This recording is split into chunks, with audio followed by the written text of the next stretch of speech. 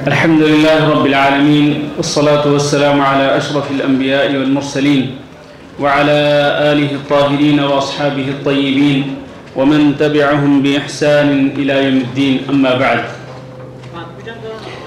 محترم حضرات، عزیز القدر بزرگوں، دوستوں اور بھائیوں، آپ سب کو سب سے پہلے مرکز دعوت الجالیات کی طرف سے اس مخیم پروگرام کے اندر خوش آمدید کہتا ہوں.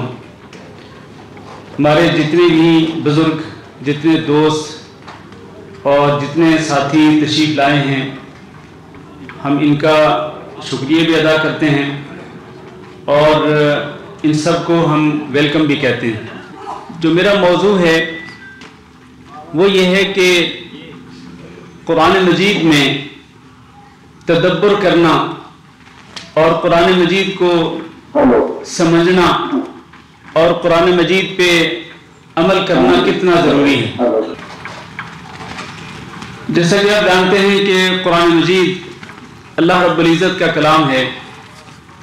اللہ رب العزت نے اپنے اس کلام کو انسانوں کی رشد و ہدایت کے لیے نازل فرمایا، اور قرآن مجید ایک ایسی کتاب ہے کہ جس میں باطل کی آمیزش اور ملاوٹ نہیں ہو سکتی.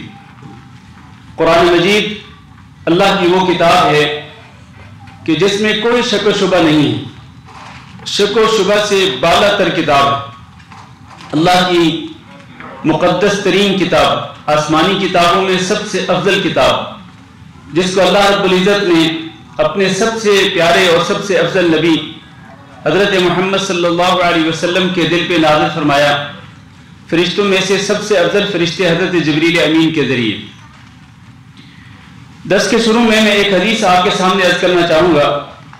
حضرت ابو شریح الخزاعی رضی اللہ تعالیٰ عنہ بیان کرتے ہیں کہ رسول اکرم صلی اللہ علیہ وسلم ہمارے پاس تشریف لائے اور آپ نے فرمایا ابشروا ابشروا، خوش ہو جاؤ، تمہارے لیے بشارت ہو. الیس تشہدون ان لا الہ الا اللہ وانی رسول اللہ، کیا تم اس بات کی گواہی نہیں دیتے ہو کہ اللہ کے سوا کوئی معبود برحق نہیں اور میں اللہ کا رسول ہوں؟ صحابہ اکرام نے کہا کیوں نہیں، ہم اس بات کی گواہی دیتے ہیں کہ اللہ کے سوا کوئی معبود برحق نہیں اور آپ اللہ رب العزت کے سچے پیغمبر ہیں. تو نبی صلی اللہ علیہ وسلم نے فرمایا فإن هذا القرآن سبب طرفه بيد الله وطرفه بأيديكم، یہ جو قرآن مجید ہے یہ اللہ رب العزت کی رسی ہے جس کا ایک سرا اللہ رب العزت کے ہاتھ میں ہے اور دوسرا سرا آپ لوگوں کے ہاتھ میں ہے. فرمایا فتمسکوا به، لہذا تم اس قرآن مجید کو مضبوطی سے تھام لو. فإنکم لن تضلوا ولن تہلکوا بعدہ ابدا، کہ تم جب اس قرآن مجید کو مضبوطی سے تھام لو گے تو اس کے بعد پھر تم کبھی گمراہ نہیں ہوگے اور کبھی تم ہلاکت اور بربادی سے دوچار نہیں ہوگے. یہ ایک حدیث. اسی طرح ایک دوسری حدیث اگرچہ وہ لمبی ہے لیکن اس کا کچھ حصہ جو موضوع سے متعلق ہے مختصر طور پر عرض کرنا چاہوں گا. نبی کریم صلی اللہ علیہ وسلم نے غدیر خم کے مقام پر آپ نے جو خطبہ ارشاد فرمایا تھا اس میں آپ صلی اللہ علیہ وسلم نے ارشاد فرمایا تھا کہ الا ایھا الناس، خبردار لوگو، انما انا بشر یوشک ان یاتی رسول ربی فاجیب، میں ایک انسان ہوں اور بہت قریب ہے کہ میرے رب کی طرف سے ایک فرشتہ ملک الموت پیغام اجل لے کر کے آ جائے اور میں اس پیغام پر لبیک کہتے ہوئے اللہ رب العزت کے پاس چلا جاؤں تو میں تم میں دو بھاری بھرکم چیزیں چھوڑ کے جا رہا ہوں. ان میں سے ایک کتاب اللہ کی کتاب جس کو میں تمہارے لیے اپنی امت کے لیے چھوڑ کے جا رہا ہوں. فیہ الہدی والنور، اس کتاب کے اندر ہدایت ہے اور نور ہے، روشنی ہے. فخذوا بکتاب اللہ، لہذا تم اللہ رب العزت کی کتاب کو پکڑ لو. یعنی پکڑنے کا معنی یہ ہے کہ پکڑنے کا معنی صرف یہ نہیں کہ اس کو ہاتھوں میں پکڑ لو، پکڑنے کا معنی یہ ہے کہ ہاتھوں میں لے کر اس کو پڑھو اور اس کو سمجھو اس سے نصیحت حاصل کرو اور اس میں اللہ رب العزت نے جو احکامات ذکر کیا ان پہ عمل کرو. اللہ رب العزت نے جن باتوں سے منع کیا ان سے اجتناب اور پرہیز کرو. اس کتاب کو مضبوطی سے تھام لو. ایک روایت کے مطابق اللہ کے نبی صلی اللہ علیہ وسلم نے فرمایا کہ من استمسک بہ واخذ بہ کان علی الہدی، جو شخص اس کتاب کو مضبوطی سے تھام لے گا، اس پہ عمل کرے گا تو وہ ہدایت کے راستے پہ گامزن ہو جائے گا. ومن اخطأہ ضل، اور جو اس کتاب اللہ کو چھوڑ دے گا وہ گمراہ ہو جائے گا. میرے عزیز بھائیوں، یہ جو دونوں حدیثیں ہیں، ان دونوں حدیثوں کا تقاضا یہ ہے کہ ہم سب بحیثیت مسلمان، ہم جو اللہ کی اس کتاب پر ایمان رکھتے ہیں، ہمارا یہ یقین ہے کہ یہ کتاب اللہ کی برحق اور سچی کتاب ہے، یہ ایمان ہم سے اس بات کا تقاضا کرتا ہے کہ ہم اس کتاب کو پڑھیں اور اس طرح پڑھیں جس طرح اللہ تعالیٰ نے اس کتاب کو نازل فرمایا، اور پھر پڑھنے کے ساتھ ساتھ ہم اس کتاب کو سمجھیں، اس کا ترجمہ پڑھیں، اس کی تفسیر کا مطالعہ کریں، اور پھر اس قرآن مجید کو اپنی عملی زندگی میں ڈھالیں، اس کو عملی جامہ پہنائیں کہ اللہ تعالیٰ نے جن باتوں کا حکم دیا ان پہ عمل کریں، اور اللہ نے جن باتوں سے منع کیا ان سے اجتناب اور پرہیز کریں.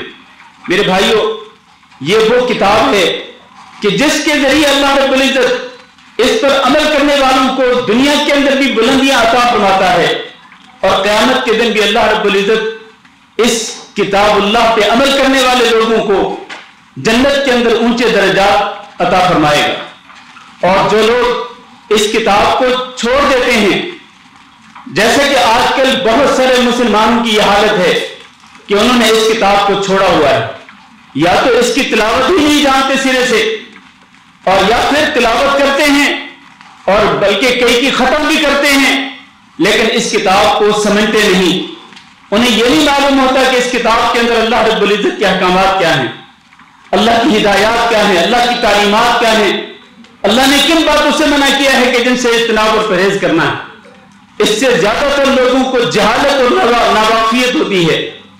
تو جو لوگ کتاب اللہ کے ساتھ اس قسم کا رویہ رکھتے ہیں، اللہ رب العزت انہیں نیچے گرا دیتا ہے. دنیا میں بھی انہیں ذلت اور رسوائی کا سامنا کرنا پڑے گا، اور قیامت کے دن بھی انہیں یقینی طور پر ذلت اور رسوائی کا سامنا کرنا پڑے گا. یہ کتاب اللہ رب العزت کا بہت بڑا معجزہ ہے، اور یہ قیامت کے قریب یہ ہمیشہ رہنے والا یہ ایک معجزہ ہے. ایک وقت آئے گا کہ جب اللہ رب العزت اس کتاب کو اٹھا لے گا، لیکن اس وقت تک یہ باقی رہنے والا معجزہ ہے.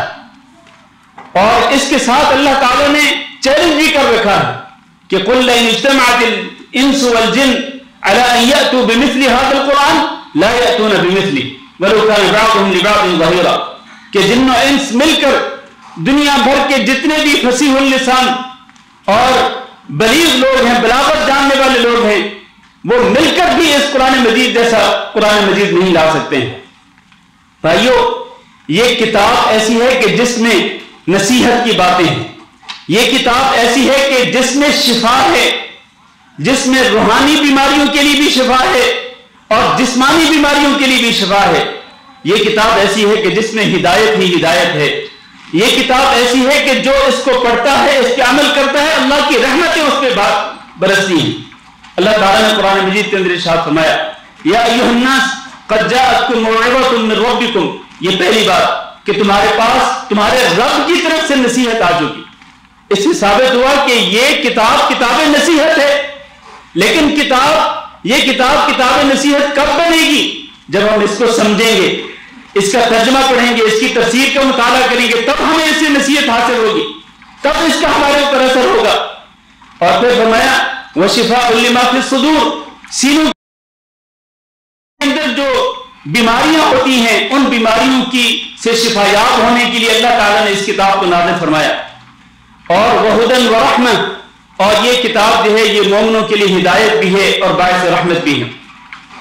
میرے بھائی، کتاب کو کیوں اتارا اللہ تعالیٰ نے؟ اس لیے کہ کتاب انزلناہ الیک مبارک لیدبروا آیاتہ، یہ بابرکت کتاب ہم نے اس کو کیوں نازل کیا؟ تاکہ اس میں تدبر کریں، غور و فکر کریں اس کو پڑھ کر، اور پھر غور و فکر کر کے کیا کریں؟ وَلِيَتَذَكَّرَ أُولُو الْأَلْبَابِ، اللہ تعالیٰ نے جن کو عقل دی ہے وہ اس سے نصیحت حاصل کریں۔ اس سے یہ بھی ثابت ہوتا ہے کہ کتاب اللہ یعنی قرآن مجید سے نصیحت صرف وہ لوگ حاصل کرتے ہیں جن کے پاس عقل ہوتی ہے۔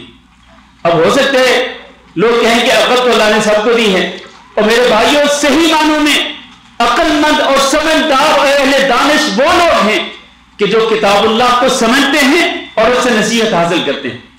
اور جو لوگ چاہے وہ بڑے سے بڑے ڈاکٹر کیوں نہ ہوں اور دنیاوی تعلیم کے اعتبار سے وہ کتنے ہی اعلیٰ تعلیم یافتہ کیوں نہ ہوں، بڑے شاطر اور بڑے ذہین کیوں نہ ہوں، لیکن اگر وہ قرآن کو نہیں سمجھتے، قرآن سے نصیحت حاصل نہیں کرتے، تو وہ قرآن کی زبان میں عقل مند نہیں، وہ اہل دانش نہیں سمجھے جائیں گے۔ لہذا اگر ہمیں عقل مند لوگوں کے اندر، سمجھدار لوگوں کے اندر اپنے آپ کو شامل کرنا ہے تو ہمیں کتاب اللہ کو پڑھ کر، اس کو سمجھ کر، اس سے نصیحت حاصل کرنی ہوگی اور اس پہ عمل کرنا ہوگا۔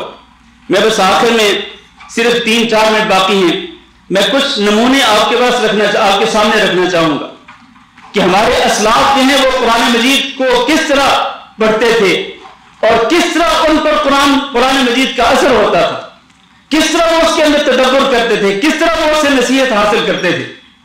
ویسے تو میں 10 واقعات لکھ کے لایا ہوں کہ یہ 10 واقعات آپ کے سامنے ذکر کروں گا، لیکن موقع نہیں ہے، جتنا ہو سکتا ہے میں ذکر کرتا ہوں۔ حضرت عائشہ رضی اللہ تعالیٰ بیان کرتی ہیں، صحیح ابن حبان میں یہ حدیث ہے کہ رسول اکرم صلی اللہ علیہ وسلم نماز پڑھنے کے لیے کھڑے ہوئے تو آپ صلی اللہ علیہ وسلم نے قرآن مجید کی قرات شروع کی نماز کے اندر، اور یہ رات کے قیام کا معاملہ ہے، یعنی جس کو تہجد کی نماز کہتے ہیں۔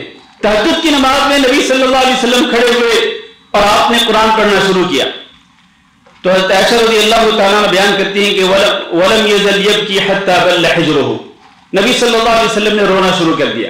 یہ قرآن مجید کی تاثیر، قرآن مجید کے اندر تدبر کا نتیجہ، اس سے نصیحت حاصل کرنے کا نتیجہ کہ نبی صلی اللہ علیہ وسلم نے رونا شروع کر دیا، حتیٰ کہ آپ کی گود تر ہو گئی۔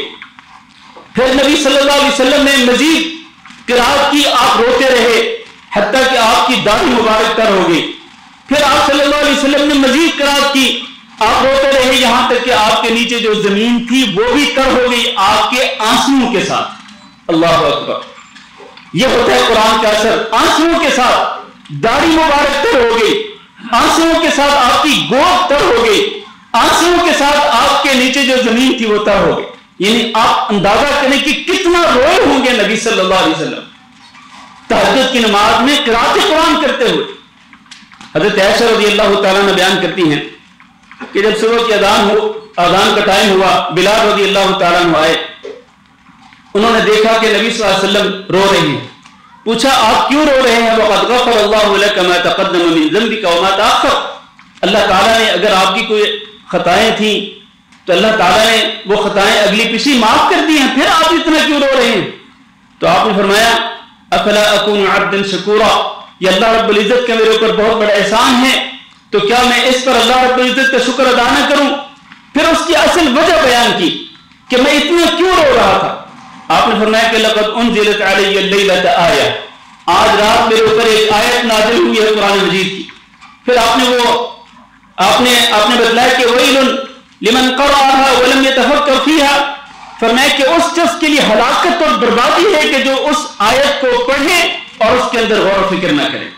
پھر آپ نے وہ آیت پڑھ کے سنائی، سورۃ آل عمران کے جو آخری رکوع ہے، ان فی خلق السماوات والارض واختلاف اللیل والنہار لآیات لأولی الالباب، آپ نے یہ آیت پڑھ کے سنائی۔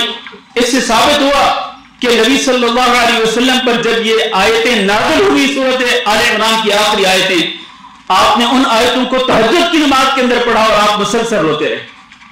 کبھی موقع ملے تو میرے عزیز بھائیوں، سورۃ آل عمران کا آخری جو رکوع ہے نا، اس کو پڑھنے نظر آ اور اس کے ترجمہ اور اس کی تفسیر کا ذرا مطالعہ کر لینا، تاکہ آپ کو سمجھ آ سکے کہ ان آیتوں کے اندر کیا ہے، کون سی چیز ہے جو رلانے والی ہے کہ جس کی وجہ سے نبی صلی اللہ علیہ وسلم ساری رات روتے رہے اور مسلسل روتے رہے۔ اسی طرح سے مزید کئی واقعات حضرت عبداللہ بن مسعود رضی اللہ تعالیٰ عنہ بیان کرتے ہیں کہ رسول اکرم صلی اللہ علیہ وسلم نے مجھے یہ حکم دیا کہ اقرأ علیہ، کہ مجھے ذرا قرآن مجید کی قرأت، قرآن مجید کی تلاوت سناؤ۔ کہتے ہیں میں نے کہا اللہ کے رسول میں آپ کو سناؤں جبکہ قرآن مجید آپ پر ہی نازل ہوا ہے؟ تو آپ نے فرمایا کہ میں دوسرے سے سننا چاہتا ہوں۔ تو کہتے ہیں میں نے سورۃ النساء پڑھنا شروع کر دی۔ جب میں اس آیت پہ پہنچا فَكَيْفَ إِذَا جِئْنَا مِن كُلِّ أُمَّةٍ بِشَهِيدٍ وَجِئْنَا بِكَ عَلَى هَؤُلَاءِ شَهِيدًا، تو آپ نے فرمایا حسبک، بس اتنا کافی ہے۔ کہتے ہیں میں نے دیکھا فَالْتَفَتُّ فَإِذَا عَيْنَاهُ تَذْرِفَانِ، میں نے دیکھا کہ آپ کی آنکھوں سے آنسو بہ رہے ہیں۔ یہ آیت جو ہے فَكَيْفَ إِذَا جِئْنَا مِن كُلِّ أُمَّةٍ بِشَهِيدٍ وَجِئْنَا بِكَ عَلَى هَؤُلَاءِ شَهِيدًا، اس آیت نے نبی صلی اللہ علیہ وسلم کو رلا دیا۔ یہ ہے قرآن مجید کی تاثیر، یہ ہے قرآن مجید کے اندر تدبر اور غور و فکر کا نتیجہ۔ لہذا ہمیں بھی میرے عزیز بھائیوں قرآن مجید کو پڑھنا بھی چاہیے۔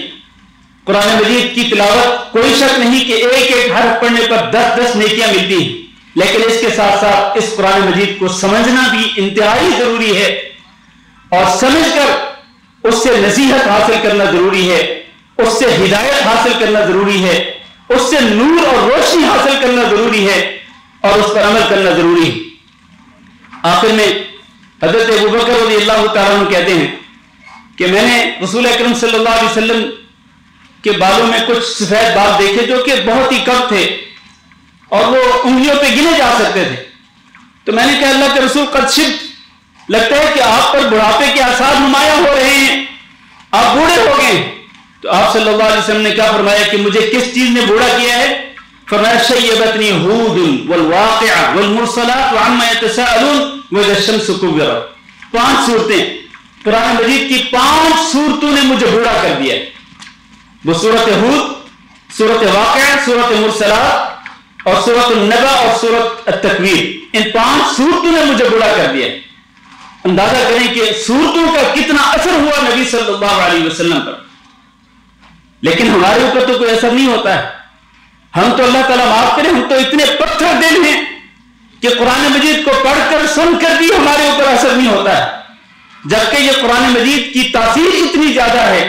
اللہ نے فرمایا لو انزلنا هذا القرآن على جبل لرأيته خاشعا، اگر ہم اس قرآن مجید کو پہاڑ پہ نازل کرتے تو آپ دیکھتے کہ پہاڑ دبا جا رہا ہے، متصدعا من خشیت اللہ، اور اللہ کی خشیت کی وجہ سے، اللہ کے ڈر کی وجہ سے وہ پھٹا جا رہا ہے، ریزہ ریزہ ہو جا رہا ہے۔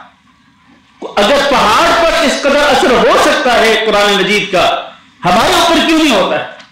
جبکہ اللہ نے یہ بھی ارشاد فرمایا کہ سچے مومن وہ ہوتے ہیں، ان کی نشانی یہ ہے کہ وَإِذَا تُلِيَتْ عَلَيْهِمْ آيَاتُهُ زَادَتْهُمْ ایمانا، سچے مومنوں پر جب اللہ کی آیات کی تلاوت کی جاتی ہے تو ان کے ایمان میں اضافہ ہو جاتا ہے۔ ہمارے ایمان میں اضافہ کیوں نہیں ہوتا؟ ہمارے اوپر اثر کیوں نہیں ہوتا ہے؟ اس کی وجہ یہ ہے کہ ہم قرآن مجید سے بالکل غافل ہیں۔ حقیقت یہ ہے کہ ہم قرآن مجید سے غافل ہیں، ورنہ آج امت مسلمہ پہ ذلت و خواری کے جو بادل چھائے ہوئے ہیں، یہ آج یہ چھائے ہوئے نہ ہوتے۔ یہ ہماری اپنی غفلت کی وجہ سے کہ ہم نے اللہ کی کتاب کو غلافوں کے اندر لپیٹ کر ہم نے الماریوں کی زینت بنا دیا۔ یہ صرف جہیز میں دینے کے لیے یہ کتاب بن کے رہ گئی کہ آپ اس کو لپیٹ کر ایک اچھا خوبصورت قرآن مجید خرید کر خوبصورت غلاف میں لپیٹ کر اپنی بیٹی کو جہیز میں دے کر اس کو روانہ کر دیتے، لیکن اس کو پڑھنا نہیں۔ میں اگر آپ حضرات میں سے کئی حضرات سے اگر پوچھنا چاہوں کہ کتنے لوگ ہیں جن کو سورۃ الفاتحہ کا ترجمہ آتا ہے، کتنے لوگ ہیں جن کو سورہ آخر جو 3 قل ہیں ان کا ترجمہ آتا ہے، میرے اندازے میں اگر میں بہت ہی محتاط اندازہ لگاؤں تو بہت کم لوگ ہوں گے جن کو ان 3-4 صورتوں کا ترجمہ آتا ہو، بہت ہی کم لوگ ہوں گے۔ اس کی وجہ کیا ہے؟ کیوں آخر ہم اتنے غافل ہو گئے؟ میرے بھائیوں، آخری بات کر کے درس ختم کرتا ہوں۔ اللہ تعالیٰ نے تو کفار کو یہ حکم دیا افلا یتدبرون القرآن ام علی قلوب اقفالها، کہ کیا یہ کافر، یہ اہل مکہ، یہ مشرک یہ قرآن مجید کے اندر تدبر نہیں کرتے یا ان کے دلوں پہ تالے پڑے ہوئے ہیں؟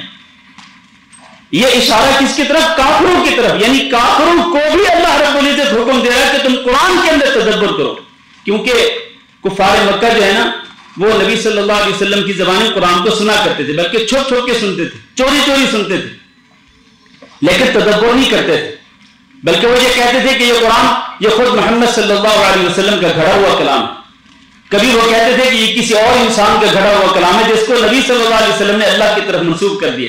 مختلف قسم کی باتیں کرتے تھے. کہ میرے بھائیوں، اللہ جب کافروں کو بھی یہ کہہ رہا ہے کہ تم قرآن مجید کے اندر تدبر کرو، تو میں اور آپ، ہم جو اس کتاب کو ماننے والے ہیں، اور میں اور آپ جو ہم اللہ کے اس کلام پر ایمان رکھنے والے ہیں، ہمارا تو اور زیادہ فرض بنتا ہے کہ ہم اس کتاب اللہ کو سمجھیں اور اس کو سمجھ کر اس سے نصیحت حاصل کریں، اس کے اندر تدبر کریں، غور و فکر کریں.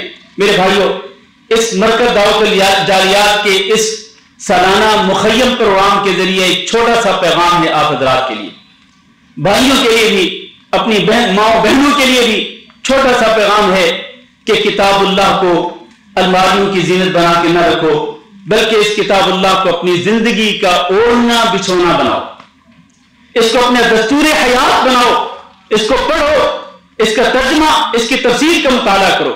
اور جہاں جہاں ہمارے مرکز دعوت الجالیات کے زیر انتظام ترجمہ اور تفسیر قرآن کے دروس ہوتے ہیں، ان میں آئیں کریں، آپ ان میں شریک ہوا کریں، تاکہ آپ کو پتہ چلے کہ اللہ تعالیٰ نے کتاب اللہ کے اندر کیا کیا تعلیمات دی. اللہ تعالیٰ سے دعا کرتے ہیں کہ اللہ ہم سب کو عمل کرنے کی توفیق دے.